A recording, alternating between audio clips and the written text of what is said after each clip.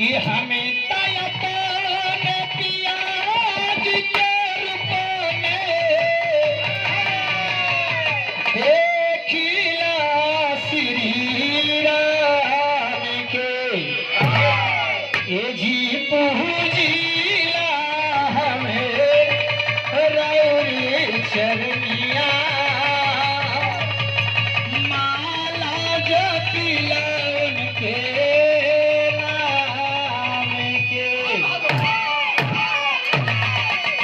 किसी दुल्हन ने दादी अम्मा के जमाने की किसी दुल्हन ने अपने पति की बड़ाई की है, क्योंकि उस जमाने में आज के जमाने में अंतर है।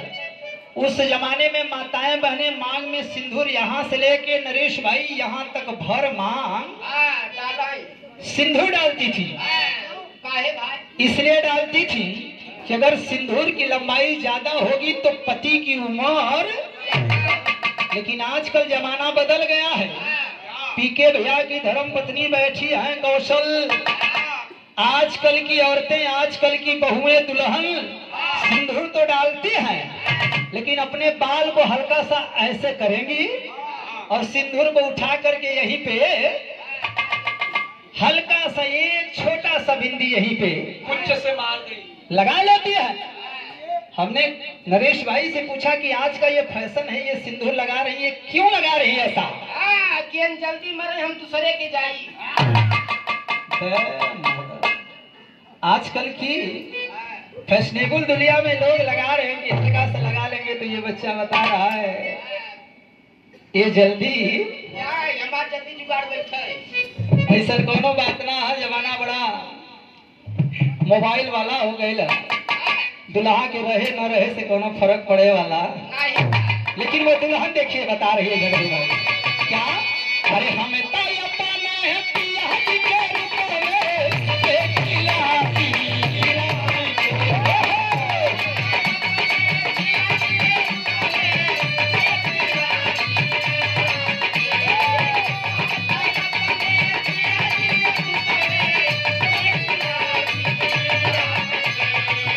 हमें तयपन है पियाज के रूप में देखिला श्री राम के एजी पूजी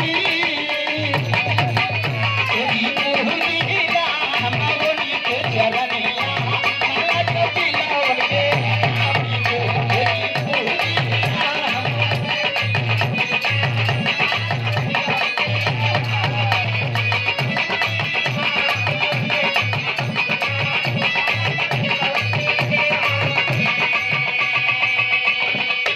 लेकिन गीत की लाइन में बड़ी ही सुंदर बात हमारे कवि आदरणीय शिक्षक शिरोमणि बाबा पाल जी ने दिया है।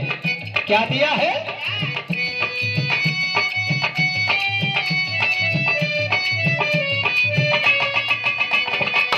आया है सो जाएगा जग में राजा रंग फकीर हो।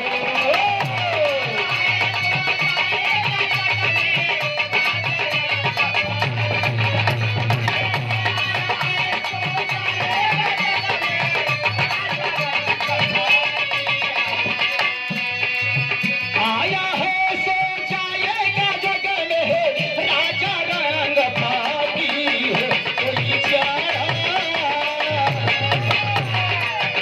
कोई चढ़ल दीवानिया जाए कोई बादल का जानी हो।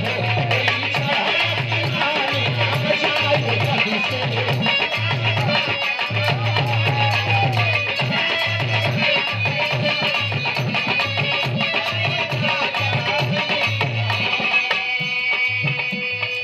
आया है सो जाएगा राजा रंग फकीर, और कोई विमान पे चढ़ चला कोई बधा जात।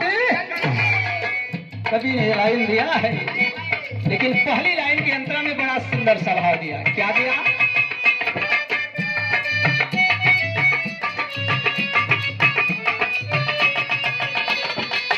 ये जग सारा देखो बांधो चली चला कहाँ मेला है।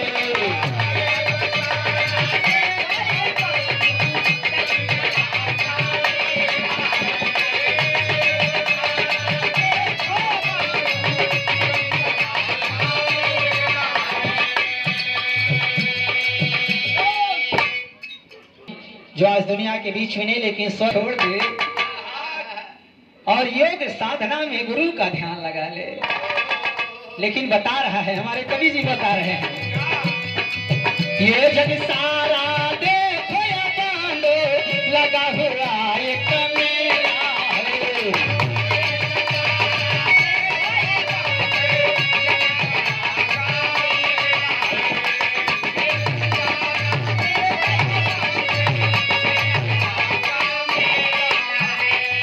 छोड़ के एक ही दिन सुन ले रे बांधो जाए सारा झमेला है। जाना पड़ेगा।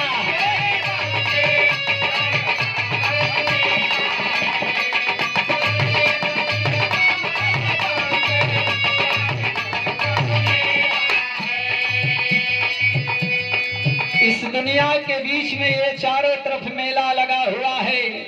इसीलिए शायद किसी शायर ने कहा है कि अरे जिंदगी में लाखों का मेला जुड़ा, हंस जब जब उड़ा तब अकेला उड़ा। ये दुनिया छोड़ करके जाना अकेला पड़ेगा। जब तक इस धरती पे है तब तक चारों तरफ झमेला लगा हुआ है। पानी नहीं बरस रहा, बेहन तैयार कैसे होगी? टाइम से बरसेगा बहादुर। अगर पानी बरस गया तो फिर धान को लगाने के लिए लोग कहाँ मिलेंगे? धान अगर लग गया तो उस धान में रोग ना लगे, फसल अच्छी हो। निरावय वाली बढ़िया हो तब रही रोग लगेगा। और धान अगर हो गया तो फिर उसकी अच्छी उपज हो, घर में धान आ जाए और अच्छे दाम पे उसे बेच लूं। ये झमेला लगा हुआ है। मिर्जापुर वाला खेतवा पे लेवा कराया कि नहीं बा? हम तो ना करले, पप्पू भैया से कहले है, देखा कब का करावत है। देखा ना इतना हमारी ये सम्मानित मनसा रामपाल उसी दादी अम्मा के वंशज परिवार के फूलों की तरफ से 500 रुपए का अमूल्य पुरस्कार मनसा रामपाल भैया की तरफ से हृदय की गहराई से नमन करता हूँ और उस माँ को सच्ची श्रद्धांजलि अर्पित करता हूँ। इसलिए गीत की लाइन दिया है,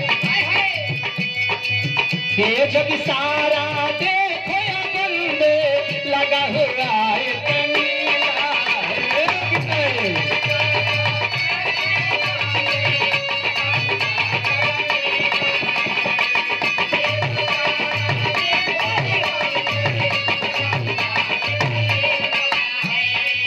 छोड़ के एक ही दिन जाना पड़ेगा, देखो सारा झमेला।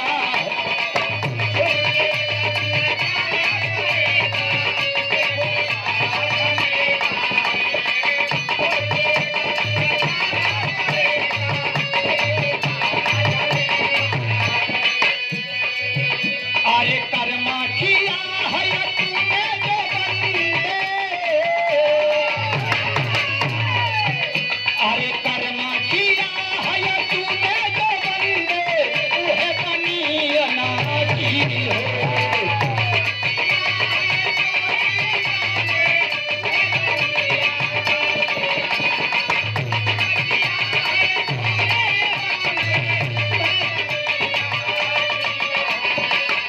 अरे कर्मा किया है तूने जो बंदे, उहे बनी अनाजी हो।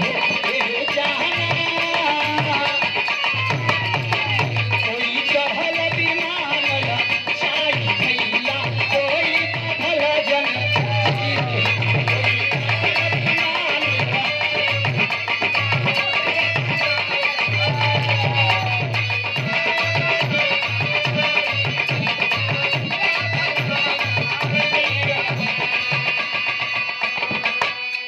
किस तन का गुमान है तुझे, किस तक का? किस रूप का घमंड है तुझे? चमड़े का एक दिन ये तेरा रूप ढल जाएगा। तेरे शरीर पे ये जो मांस है सब झूल जाएंगे। क्या झूल जाएंगे? ये सब सूखे पड़ने लगेंगे। इसलिए इस तन का घमंड ना कर रहे बच्ची, ए बुच्ची। दुनिया में कुछ रहने वाला कभी नहीं आवाज दिया है। क्या दिया बच्चे?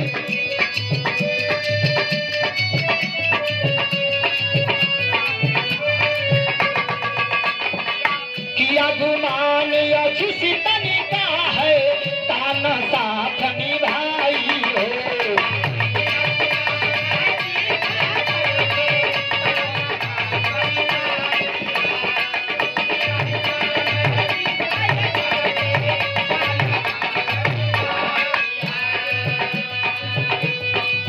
चढ़ता सूरज धीरे धीरे देखो अब ढल जाए।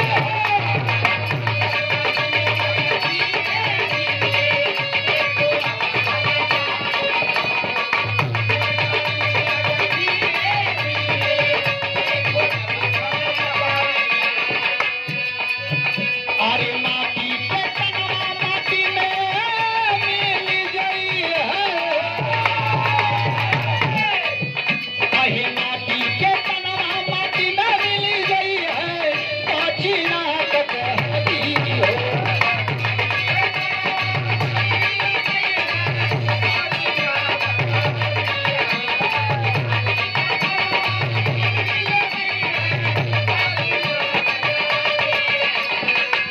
अहे माटी के तनवा माटी में मिल गई है। मीठी है लाठी हो। ये भी चढ़ता कोई बाधल जाला अरे कोई बाधल जना की हो। कोई धड़के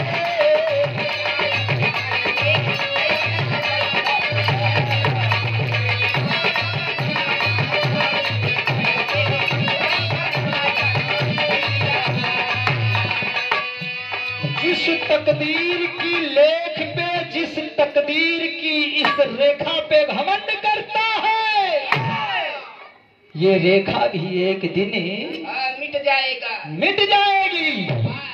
और जब ये रेखा भी मिट जाएगी जिस सूरज रूपी इस जवानी पे तुझे इतना घमंड है ये सूरज रूपी तेरी जवानी भी धीरे धीरे सूरज ढलता है। ढल जाएगा। क्योंकि कवि जी कहते हैं कि धीरे धीरे सूरज ढलता है और ढलता है तो फिर ढल जाएगा। इसलिए कवि ने अगली लाइन बड़ी प्यारी सी दिया है। क्या दिया?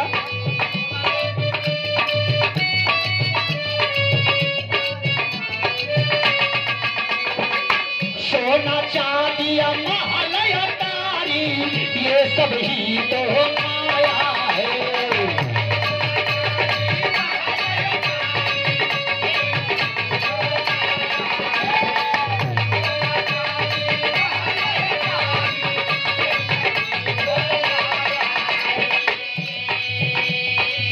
क्या लेकर के जाएगा बंदे क्या लेकर के आया है।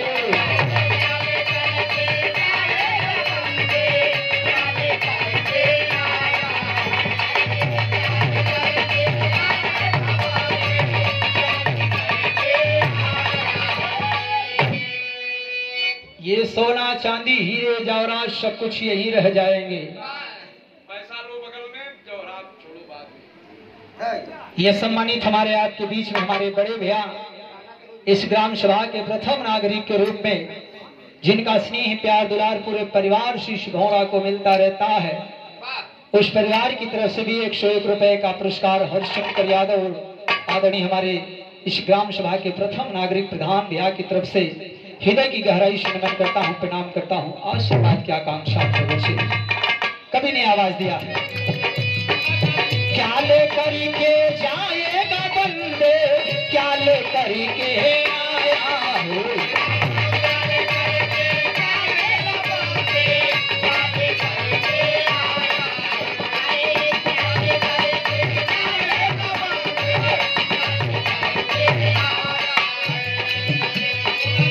अरे छोड़ी पिजड़ावा उड़ी सुगला।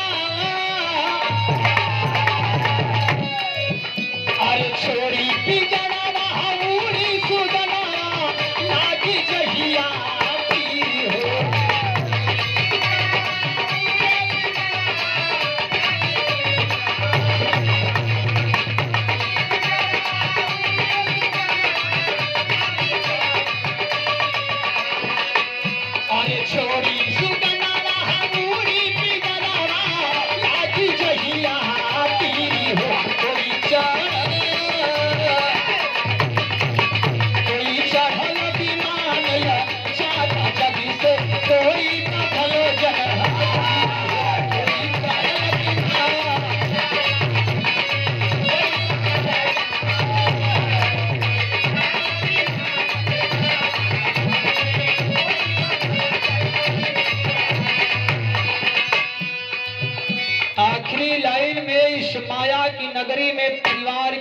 कवि ने गीत की लाइन दिया है।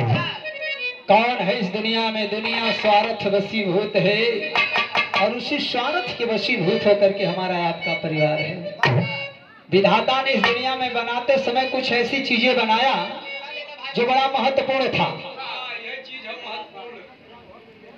आप सम्मानित श्री कैलाश पाल उस माँ की बगिया के फूल की तरफ से, आप कैलाश भैया की तरफ से भी 500 रुपए का पुरस्कार उस माँ को सच्ची श्रद्धांजलि हृदय की गहराई से नमन करता है। अगर इस दुनिया के बीच में तीनों लोक के मालिक ने अनाज बनाया, लेकिन अगर उस अनाज में कीड़े ना पड़ते, अगर कीड़े ना पड़ते, अगर वो अनाज सड़ता ना, तो इस दुनिया में खाना से बढ़कर के कुछ है? भूख लगने पे सोना चांदी कोई नहीं खाएगा, खाएगा तो खाना ही खाएगा। तो एक से बढ़कर के एक लोग ऐसे थे जो भोजन है, अगर इस भोजन को काफी दिन तक रख दिया जाए तो ये भोजन से बदबू आएगी, सड़ जाएगा। इसलिए विधाता ने कहा कि अगर इसमें मैं ऐसा व्यवस्था नहीं दूंगा तो एक से बढ़ के एक धनार्थ है, पूरा धन तो दूर की बात है लेकिन पूरा अनाजमय ब्लॉक कर देंगे। इसलिए काहे को ब्लॉक करोगे, ज्यादा दिन रखोगे सड़ जाएगा, जो लगाए हो वो भी खत्म हो जाएगा। इस दुनिया में विधाता ने ये तन बनाया, तन से माया के आधार पे प्यार का रिश्ता बना दिया, लेकिन ये रिश्ता को भी, इस प्यार के इस तन को भी ज्यादा दिन तक हम आप घर में रख नहीं। तो एक से बढ़ के एक ऐसे लोग थे कि मरने के बाद भी अपने माता पिता परिवार के लोगों को घर में खड़े कर देते। क्या दिक्कत है, भले हमारे बाबूजी नहीं बोल रहे हैं लेकिन खड़े तो हैं। लेकिन 4 दिन तक जरा रख करके देखिए अपने बाबू को कौशल्या, क्या होगा? वही होगा जो विधाता ने सबके लिए लागू किया है। चाहे अमीर हो, चाहे राजा हो, चाहे रंक हो, चाहे फकीर हो, 1 दिन 2 दिन 4 दिन 10 दिन, इससे ज्यादा उस शरीर को रख आप। कहाँ गया वो रुपया पैसा धन दौलत? अगर है ताकत टाटा बिरला के अंदर, धीरूभाई अंबानी के लड़के के अंदर, तो क्यों नहीं अपने पिता अपने परिवार के लोगों को लेकर के रखने का काम कर दिया? नहीं रख सकते हैं क्योंकि विधाता ने यही पे समता का भाव दिया है। यहाँ पे धन दौलत काम देने वाला नहीं है, शरीर बदबू देने लगेगी। इसलिए कुछ दिन के बाद उनको तो स्वर्गवासी हुए हैं, इसलिए उनको गंगा तक। इसलिए मैंने कहा कि हमारे गुरुजी ने कहा कि बेटा भंवरा, ये दुनिया स्वार्थी है, इस स्वार्थ के वश में आखिरी लाइन दिया।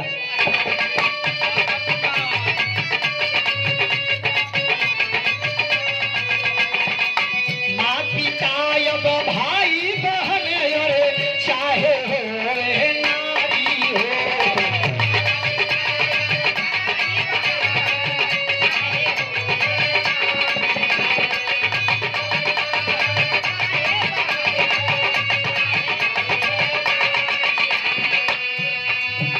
कौशल, ये दुनिया स्वार्थी है। माता पिता हो, भाई बहन हो, चाहे वो 7 फेरे लेने वाली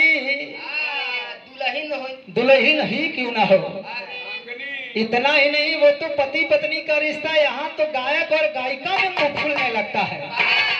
अभी कौशल जी हमारी बड़ी बड़ाई कर रही थी कि भंवरा जी ने मुझे कार्यक्रम दिया, आज मैं आप लोगों के बीच में हूँ। कल की तारीख में कौशल जी का कार्यक्रम काट करके मैं किसी दूसरे कलाकार को दे दूं तो कहेंगे कि भंवरा जैसा दुनिया में कोई गद्दा नहीं है।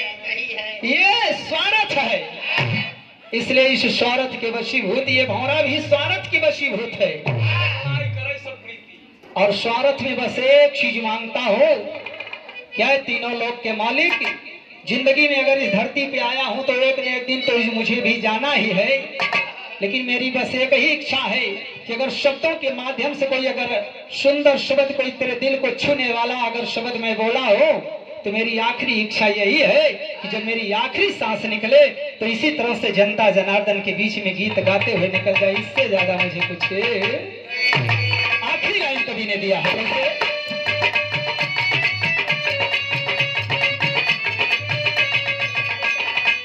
माँ पिता अभी भाई बहन चाहे हो नारी हो,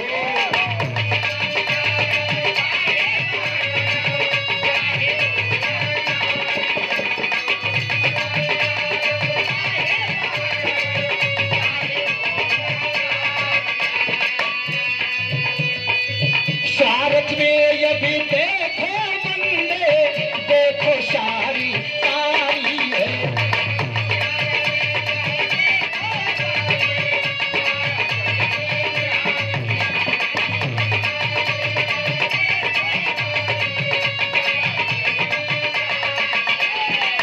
स्वार्थ ये अभी देख रे बंदे ये दुनिया सारी है।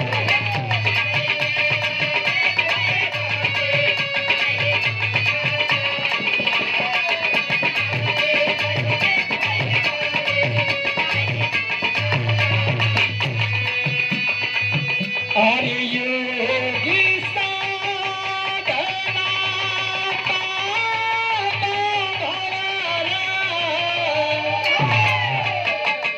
लिखे नाथ के तीर हो कोई चढ़